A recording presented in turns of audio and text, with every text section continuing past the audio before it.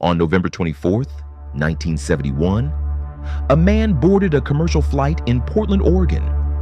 He ordered a bourbon and soda. He paid cash.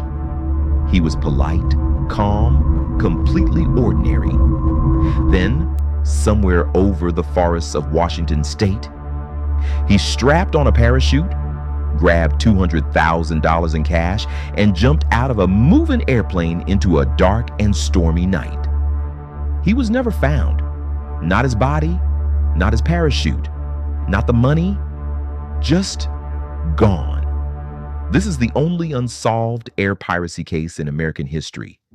This is the story of D.B. Cooper, the man who vanished into thin air. November the 24th, 1971, the day before Thanksgiving, Northwest Orient Airlines Flight 305 is preparing to depart Portland International Airport. It is a short, routine flight to Seattle, Washington. The plane, a Boeing 727, carries 36 passengers and 6 crew members. At 2:50 p.m., a man approaches the ticket counter. He is wearing a dark suit, a black tie, a white shirt, and dark sunglasses. He pays cash for his ticket. He gives his name as Dan Cooper. He is calm, unremarkable, just another businessman heading home for the holidays. Nobody looks twice at him. Nobody suspects a thing. But inside his briefcase, this ordinary-looking man is carrying a bomb.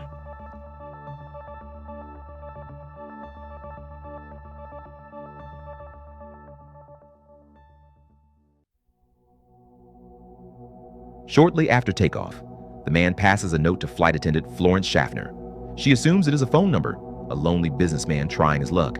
Without reading it, she slips it into her pocket. The man leans forward and says quietly, "Miss, you'd better look at that note. I have a bomb." Florence reads the note. Her hands tremble. She walks to the man, later known to the world as D.B. Cooper, and sits beside him. He opens his briefcase slightly. She sees wires, red cylinders, a battery. She believes him completely. Cooper makes his demands $200,000 in used $20 bills, 4 parachutes, 2 primary, 2 reserve, a fuel truck standing by in Seattle, and if his demands are not met, he will blow the plane out of the sky.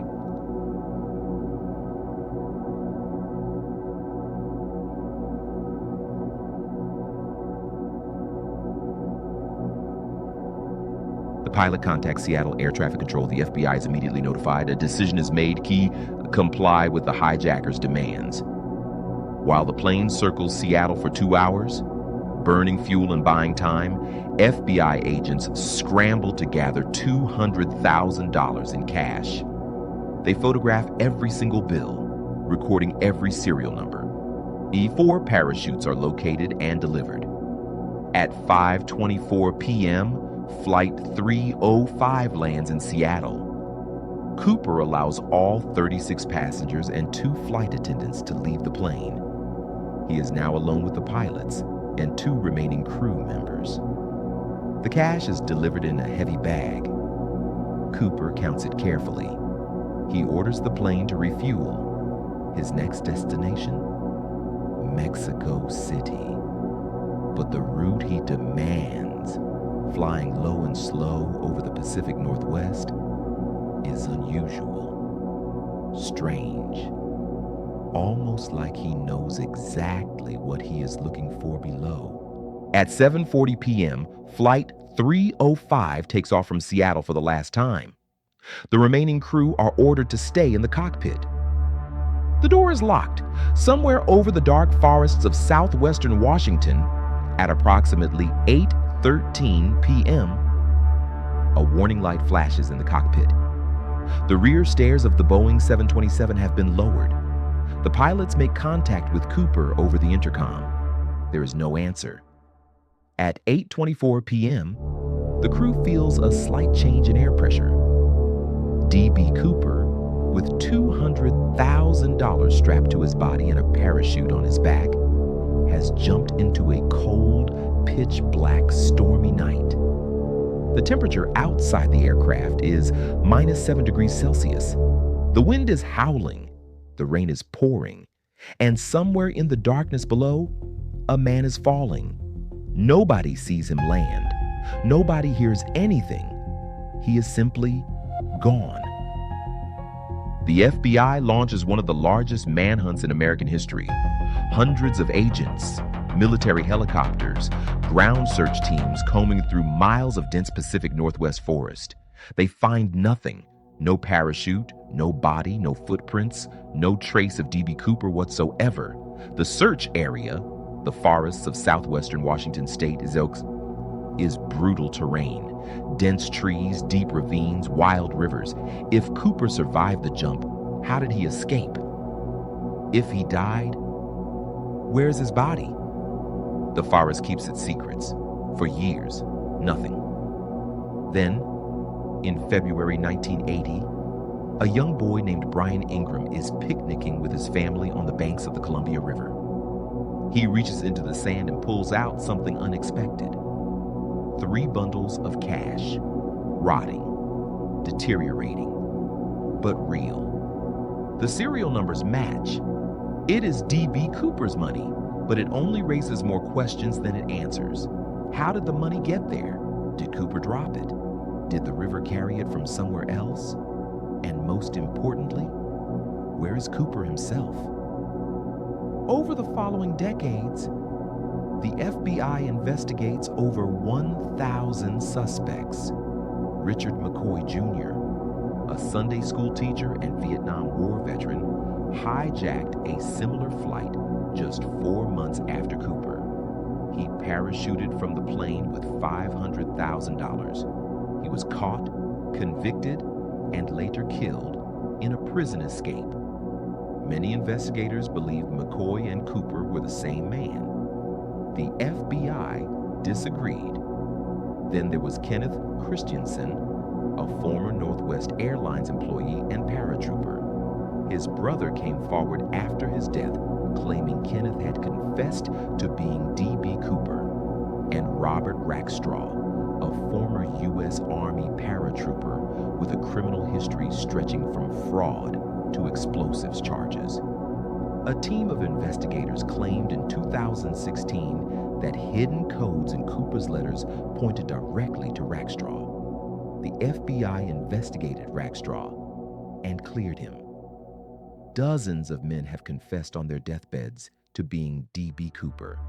None have been verified. The truth remains locked away somewhere in the forests of the Pacific Northwest. Here's the question that has haunted investigators for over 50 years. Did D.B. Cooper survive the jump? The FBI officially believed, for many years, that he did not. The conditions that night were brutal, cold, dark, stormy.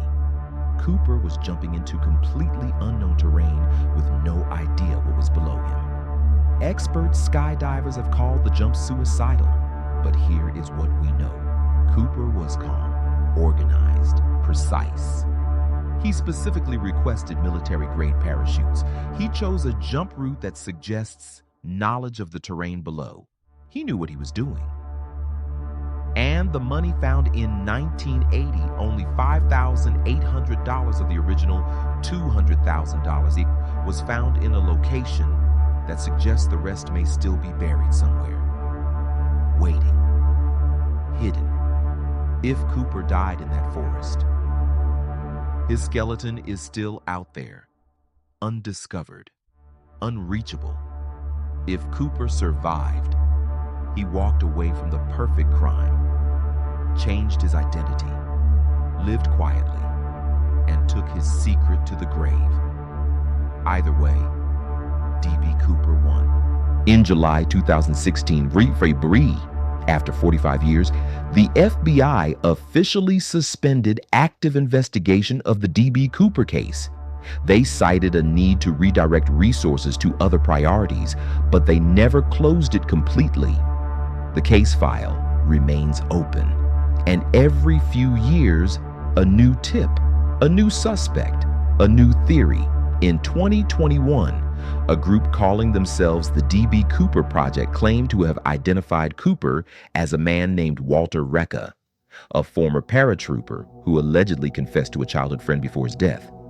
The FBI reviewed the evidence, and once again, no confirmation. The greatest unsolved heist in American history remains exactly that: unsolved.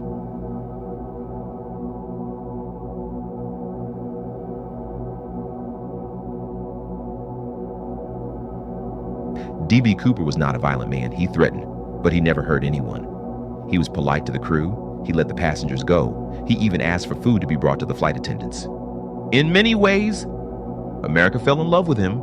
He became a folk hero, a symbol of the little man beating the system. Books were written about him, movies were made, songs were sung. But behind the legend, there is a real mystery. A real man who stepped off a plane into a dark and stormy night and simply ceased to exist. Who was D.B. Cooper? A brilliant criminal mastermind? A desperate man with nothing to lose?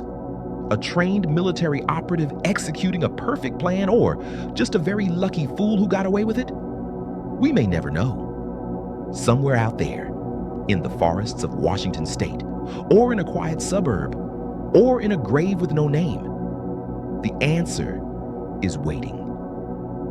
And the $194,000 that was never recovered, it is still out there too, waiting for someone brave enough to find it.